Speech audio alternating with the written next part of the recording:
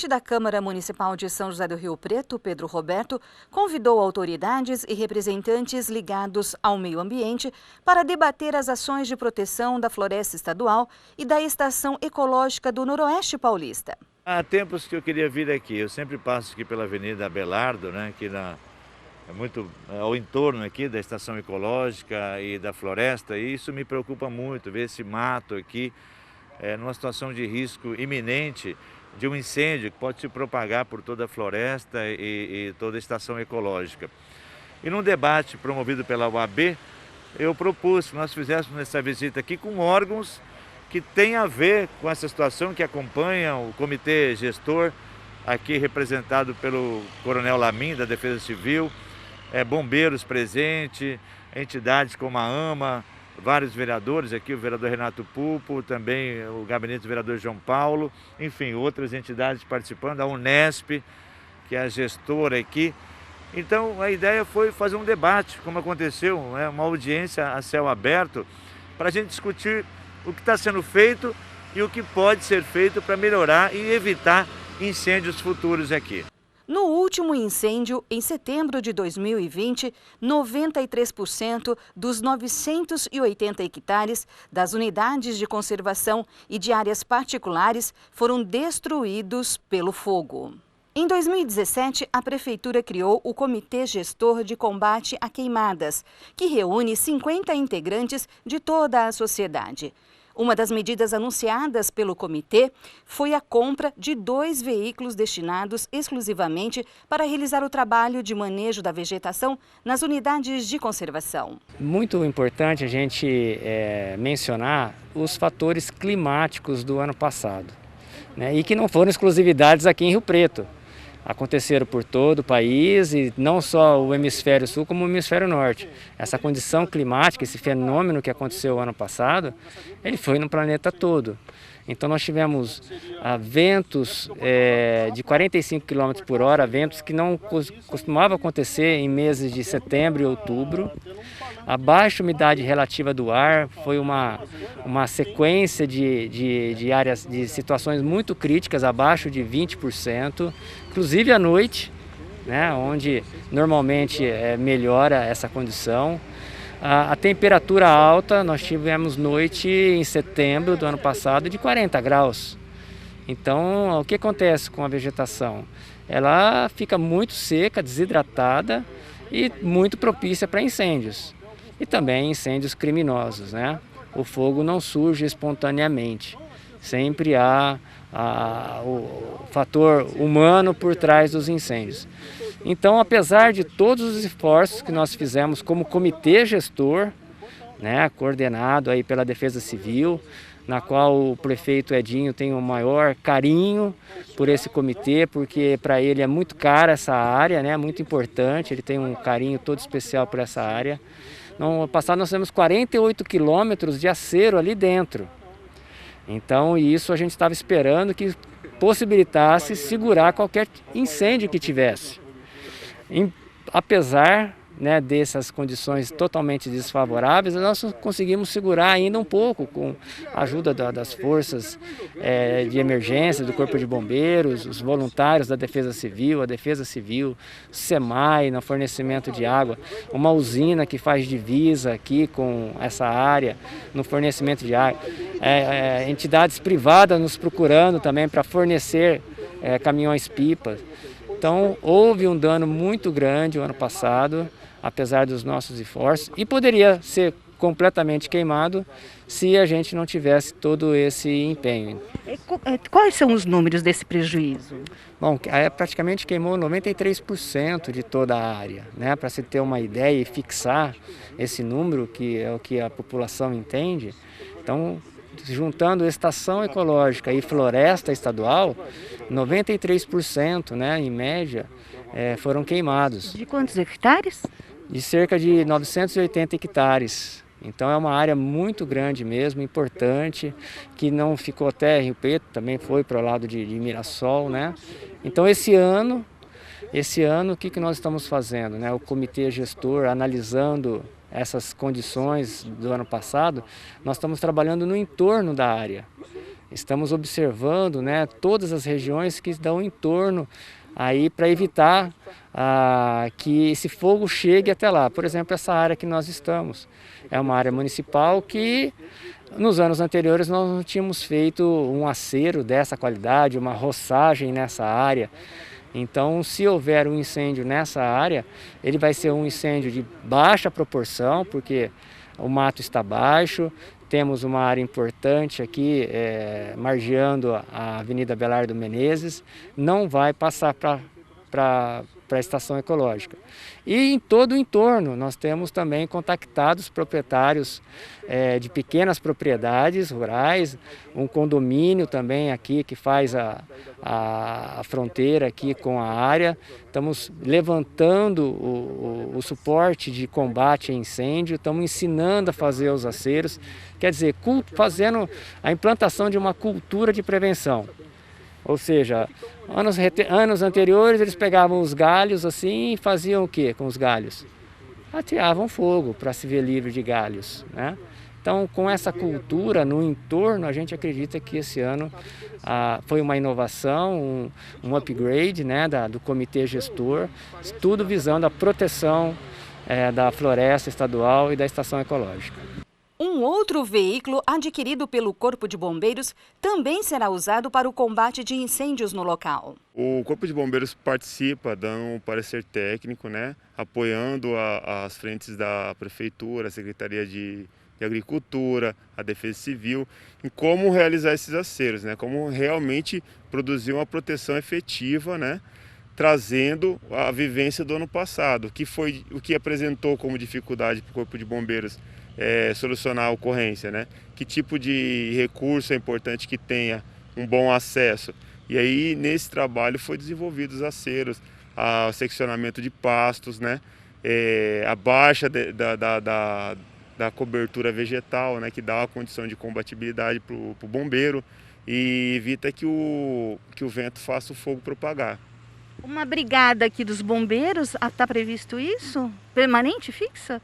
Há um projeto de uma escala extraordinária, né, que ficaria uma viatura do Corpo de Bombeiros, né, para somente o princípio de incêndio aqui da área, somente na época de estiagem também, que é quando tem ocorrência. Vocês conseguiram uma viatura através, né, de um trâmite judicial, de um carro apreendido. De que forma que esse novo instrumento pode ajudar? Sim, essa viatura ela foi apreendida no mês de julho do ano passado, tá? Ela estava carregada com entorpecentes, né? E a gente usou uma lei federal para fazer o pedido dessa viatura, por intermédio da Prefeitura de São José do Rio Preto. Foi feito um ofício para a vara, né, que tinha o caso na mão, né? E essa viatura ela veio, ela foi caracterizada e agora nessa estiagem ela já vai operar. Ela é uma viatura, ela é feita para irrigação e a gente usa ela para o combate a incêndio. Ela traz uma característica muito diferente das viaturas urbanas, porque ela tem a capacidade de jogar água e andar ao mesmo tempo. E tem um sistema de tração capaz de vencer as curvas de níveis e os diferentes tipos de relevo. Então é um tanque de guerra para o combate a incêndio. Então, com ela, somamos mais duas desse tipo aqui em Rio Preto, porque o 13º GB aqui, na nossa região, já tinha uma. Então, a gente vai conseguir fazer essas defesas aí nos entornos da cidade, área de vegetação. E ela tem uma capacidade muito boa, de 15 mil litros de água cada uma. Para a formação da Floresta Estadual do Noroeste, foram plantadas, em junho de 2019, 106 mil mudas de árvores nativas, que foram atingidas pelo fogo. A Secretaria do Meio Ambiente está repondo as mudas e realizando outras ações de prevenção. A ação mais efetiva, né, que está acontecendo é a fiscalização dos TCRAs, que são os termos de compromisso de recuperação ambiental. São os reflorestamentos que a Prefeitura fez aqui nessas áreas, tá? Então, nesses reflorestamentos, contemplou os aceiros que auxiliam, né, tanto a entrar na área, o Corpo de Bombeiros conseguir ter acesso à área e a Defesa Civil, assim como a não passar o fogo de um local para o outro. Com essas florestas estabelecidas, né, isso vai também ajudar a diminuir a incidência de fogo, porque também vai diminuir a incidência dessa vegetação que propicia o fogo. Larissa, as mudas que foram plantadas como reflorestamento se perderam. Quanto se perdeu e como isso foi reposto? Teve a parte das mudas que foram doadas, tem mudas também que o viveiro também pôde dispor, né? Então, teve a reposição e também não foi perdido todo o reflorestamento, né? E esse reflorestamento vai continuar? Com certeza, vai continuar. A Floresta do Noroeste Paulista, administrada pelo Instituto Federal, e a Estação Ecológica, administrada pela Unesp, elas ficam lado a lado e começam aqui no município de São José do Rio Preto e vai até o município de Mirassol. Uma área com resquícios da Mata Atlântica e do Cerrado, porque é uma área de transição de vegetação. Neste local vivem espécies vegetais e animais riquíssimos e ameaçados de extinção e que devem ser preservados. Além disso, a área tem uma importância muito grande para todo o interior paulista, tanto para pesquisa científica, educação ecológica, a regulação do clima e a qualidade de vida de toda a população.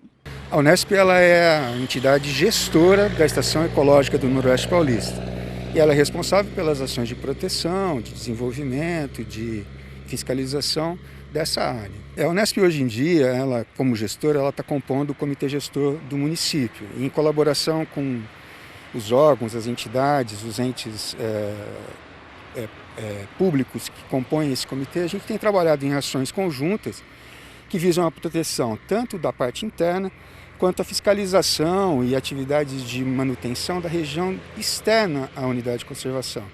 Isso deve garantir uma segurança maior para essa área, evitando que eventos como os do ano passado não aconteçam novamente. Professor, qual que é a importância do município de Rio Preto, Mirassol, todo mundo, a população, ter essa área preservada? Bom, existe um aspecto que é, vamos dizer, de ciência pura, que é a preservação da biodiversidade. Só isso, para quem entende o valor disso, já sabe que é um patrimônio gigantesco. Mas do ponto de vista prático, essa área também garante que o entorno, as regiões mais vizinhas, né, numa distância média, sejam beneficiadas com um pouco mais de umidade, sejam beneficiadas com um pouco mais de conforto térmico, a temperatura fica um pouco mais baixa por causa da existência da vegetação, e essa própria existência da vegetação acaba contribuindo para aumentar um pouco do recurso hídrico que é oferecido para a cidade, para a bacia do Rio Preto de uma maneira geral. Quais são as preciosidades que a gente tem aqui de animais vegetais que estão ameaçados? De uma maneira geral, esse tipo de formação florestal, ela é chamada de floresta estacional semidecidual, é um tipo de vegetação derivado da Mata Atlântica, mas adaptado às condições de interior de continente, onde a restrição de água é maior, e é um tipo de vegetação que foi muito devastado ao longo do tempo, porque estava em regiões de crescimento, de desenvolvimento populacional, e as áreas eram de interesse. Então a gente tem muito poucos representantes desse tipo de vegetação. Então o contingente quase que todo de árvores ali é importante para você manter essa biodiversidade, que é, na verdade, a natureza da região. Em termos de animais, a gente vai ter uma quantidade grande de vertebrados, e aí aves, répteis, mamíferos, dizem até que lobo-guará e onça podem estar presentes nessa área. Eles fazem parte de um contexto amplo, né? Cada um tem o seu papel, a sua importância dentro do funcionamento do ecossistema.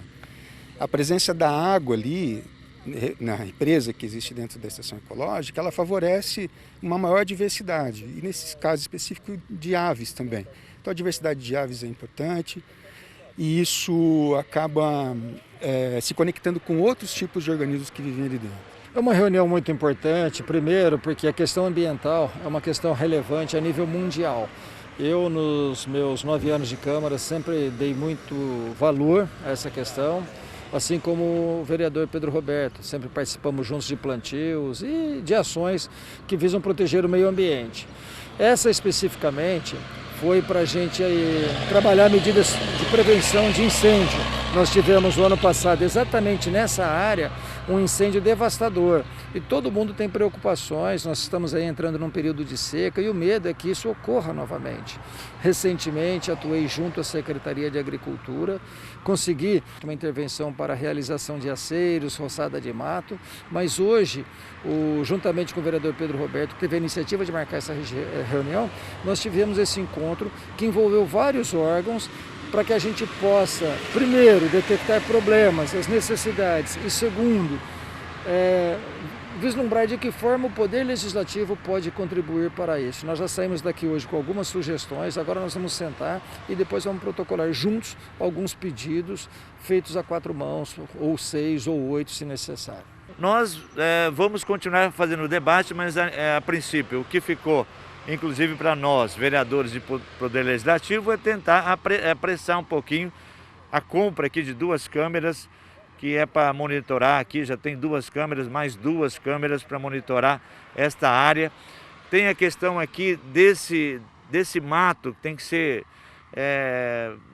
cortado rapidamente, isso nós vamos conversar com o Executivo. E outras medidas nós vamos encaminhando, né? Acompanhando também, junto com a Unesp, com outras entidades. Nós vamos... Tem a questão da calçada, que foi colocada aqui, a necessidade de ter uma calçada, nós vamos encaminhar também. Enfim, a sinalização foi um outro ponto importante. Eu acho que aqui já tem um projeto de colocar alguns totens, que já está na mão do prefeito, então nós vamos, via a Câmara, tentar apressar essa medida. A cidade inteira quer ver essa área preservada, né? E nós também, assim como as entidades. Então, se cada um fizer a sua parte, cada um acompanhar, cobrar, eu tenho convicção que nós vamos poder ver essa área, né, com os plantios que houve, muito melhor daqui a um tempo e, se Deus quiser, sem nenhum incêndio. E durante a reunião, a natureza esteve presente com seus encantos.